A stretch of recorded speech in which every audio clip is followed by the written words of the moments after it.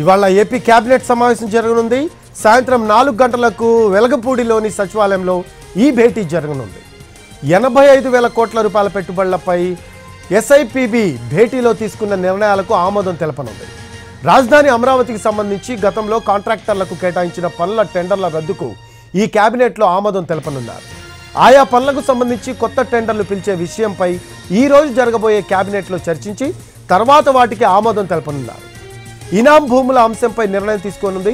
Super 6 హామీల్లో ఒకటైన మహిళలకు ఉచిత బస్సు ప్రయాణంపైన ఓ నిర్ణయం తీసుకునే అవకాశం ఉంది.